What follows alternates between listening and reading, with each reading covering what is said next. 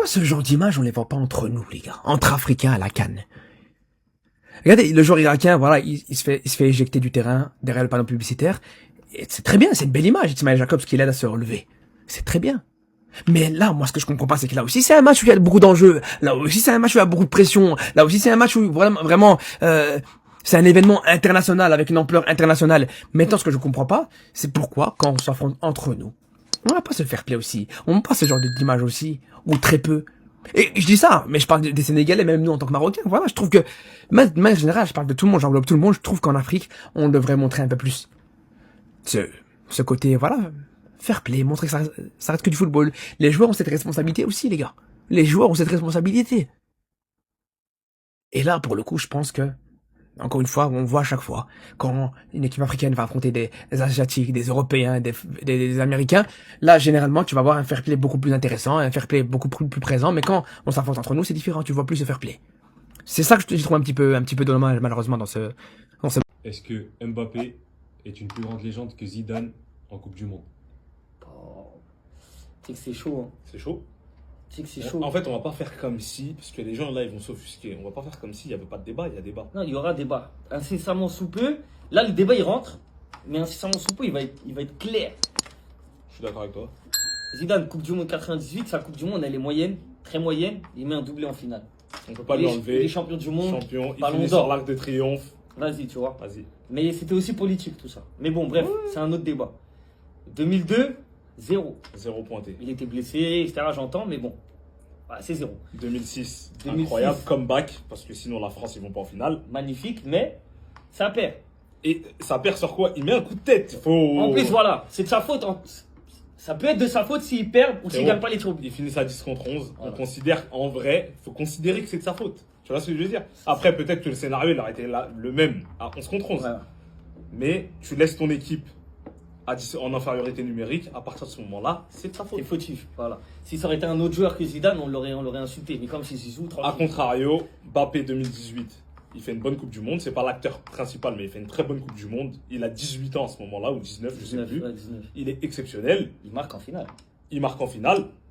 Donc, C'est pas un doublé, mais il marque en finale. comme 98, La Coupe du Monde suivante, il est excellent. comme Zidane 2006. Et Voilà. ça perd en finale. Au tir au Triplé en but. finale. Ah, il met pas Ouais. de coup de tête. Ouais, Lui, ouais. et en plus, il met son penalty. Ouais. Et il met un triplé, ouais. Frérot. Donc, et ça perd, comme Zidane 2006. Et là, on est en 2026. Et je pense pas qu'il va être 0 à la Coupe du Monde 2026, vu son départ canon. Bah, vu comment il est rentré dans le jeu, Donc, doublé, il y a un vrai débat. Et Mbappé va pouvoir passer devant Zidane à un moment. Surtout si ça, si ça va au bout, c'est terminé. Ah, s'ils prennent une deuxième, les gars, il a 2 Coupes du Monde. Même si vous aimez plus Zidane dans le cœur, dans le jeu, dans les faits. Voilà. dans l'image, dans tout, mais factuellement, il y en a un qui aura gagné 2. Et en ayant perdu une, en étant le meilleur joueur de l'équipe. Donc, il pourrait passer devant incessamment sous peu. Il pourrait. Ouais. C'est pas le cas encore, mais il pourrait. Voilà. Il y a bagarre, il y a débat. Ce match, c'est clairement la promotion du trafic international, parce qu'on a un duel entre l'exportateur et l'importateur. Le match sonne tellement Mokro Mafia, le match sonne tellement Go Fast, Rotterdam, Amsterdam. En fait, pour moi, ce match, il y a plusieurs enjeux. Il y a un enjeu du trafic international, ça je vais vous expliquer. L'enjeu d'immigration aussi, parce qu'il y a énormément de joueurs marocains qui sont néerlandophones ou qui sont d'origine des Pays-Bas. Enfin, qui sont d'origine des Pays-Bas, c'est logique. Et tu as aussi des joueurs, notamment Noah Lang, qui sont originaires du Maroc, qui jouent pour les Pays-Bas. Donc c'est dire que tu as l'enjeu d'immigration, tu as aussi l'enjeu footballistique, parce qu'on est vraiment sur 2 belles équipes. Franchement, le Maroc, je kiffe ces Coupes du Monde.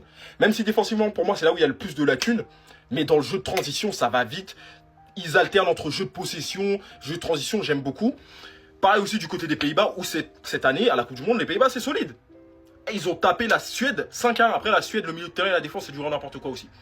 Mais en tout cas, ce match, il a 3 enjeux. L'enjeu du trafic international, Mokro Mafia, Kofas, Rotterdam et tout, etc. L'enjeu de l'immigration, avec énormément de joueurs des Pays-Bas ou du Maroc qui sont originaires des 2 pays.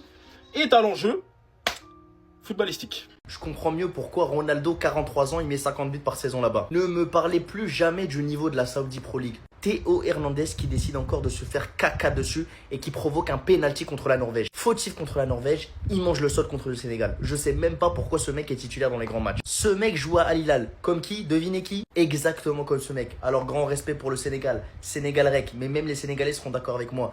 Il a été catastrophique contre la Norvège. J'oublie pas son match éclaté où il a donné des cadeaux à Erling Haaland. Ces défenseurs qui font n'importe quoi quand il y a de l'intensité, ces mêmes défenseurs qui jouent à Al Hilal, hein, qui est deuxième de Saudi Pro League, deuxième avec 84 points. C'est beaucoup plus clair, je comprends mieux pourquoi ce mec il met 60 buts par saison là-bas. C'était l'idée du siècle d'aller en Arabie Saoudite. Une planque financière et une planque au niveau des buts. Il peut mettre 100 buts par saison. Et le pire, c'est que sa fanbase, elle nous parle de Cristiano Ballon d'Or parce qu'il a mis un doublé contre l'Ouzbékistan. Il y en a parmi les fans de CR7, ils sauraient même pas placer l'Ouzbékistan sur une carte et ils nous disent que CR7, il peut être Ballon d'Or parce qu'il a mis un doublé contre l'Ouzbékistan. Et en plus de ça, il y en a qui se permettent de nous parler de ses buts en Saudi Pro League. Mais les gars, regardez le niveau des défenseurs en Saudi Pro League. Aux arguments, ils tiennent plus. Nous, les pro Messi, quand on fait la propagande de Messi et qu'on dit qu'il mérite le Ballon d'Or, bon, même s'il le mérite pas pour l'instant, sauf s'il gagne la Coupe du Monde, on te dit qu'il est en train de porter son équipe en Coupe du Monde. 5 buts pour l'Argentine, 5 buts de la part de Messi. Qu'est-ce que vous allez faire? Il y a 2 classes d'écart entre le vieux père et le GOAT.